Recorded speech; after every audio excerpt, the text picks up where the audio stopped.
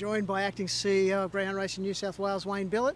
Wayne, it's been a magical day today with Nationals out at Richmond and then again here at Wentworth Park tonight. Yes, Meg, it has been. We've finally got all of our qualifiers for the finals in Adelaide in a couple of weeks' time. So we've got Stadiums, who was a bit of an outsider today up the straight, upset the hot pot, but that was great, so it was good for them. And tonight we've seen Ritzer Piper and Might Have Been go around. Obviously the track's in great condition tonight, times are fast, and we couldn't be happy with our representatives. It's always been a great system, this national system, where each state races on the same night and then they all gather 2 weeks later. Very successful night on the track here. Yeah, it has been. It's been fantastic, and it is good to see all the other states on the one night just be able to feature our great sport.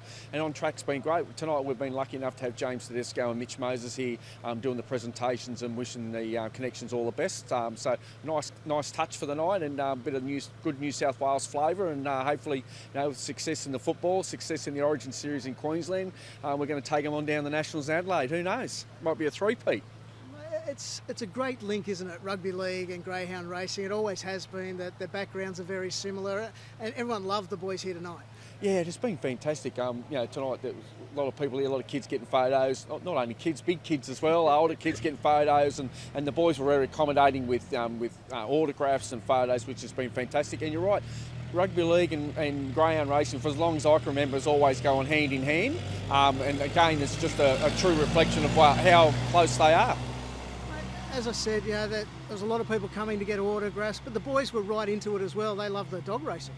Yeah, they do. Which is fantastic. Which is great for our sport, that we've got people of that sort of ilk and that who are prepared to support the sport, and that. So yeah, it's great. And as you say, they really mixed with the crowd. They had some fun, having a joke and carry on with the kids. Didn't matter what jumper they had on. It was all about rugby league and greyhound racing tonight, which was fantastic.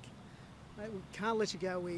One of the big projects that's going on at the moment is the Mid-North Coast Greyhound Club, the track at Taree. We're getting very close. I noticed your letter to participants a couple of weeks ago actually said we're getting closer and closer. How close are we at the moment?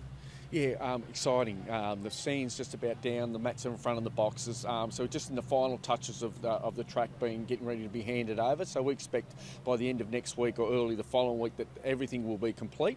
The lure, we're going to have the lure being tested up there quite often next week, just to make sure that that's all in play before we put any greyhounds around. So within 2 weeks we'll actually see some dogs going around the track up there for trials, which is, as I've said before, they've been more than patient in the Mid-North Coast, but you know what, full credit to them, the wait will be worthwhile, and it's a really exciting moment for our industry.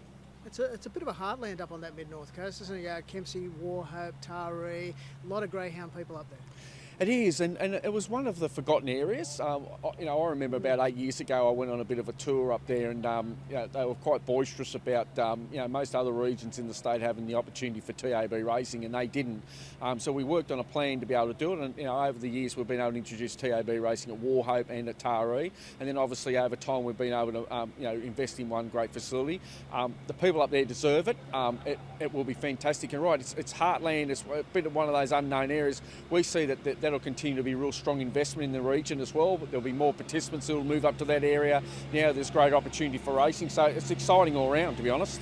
We're less than a month away now from the $1 Million Chase as well. Those first heats are at Maitland on August 26th. It's a good time of year.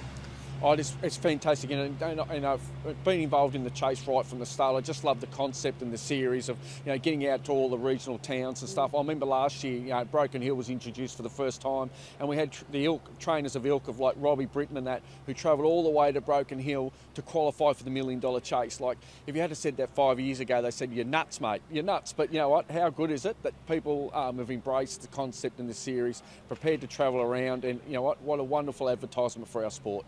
And it's doing its job too in terms of those communities, because people are going to those communities, the good trainers, the good dogs, and they're spending money when they're there. Yeah, absolutely. So it's a double benefit, right?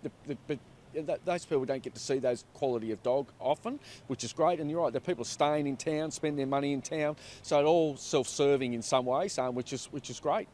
Mate, best of luck with the job for the next few weeks. Thank you. Cheers. Thanks. Exciting times.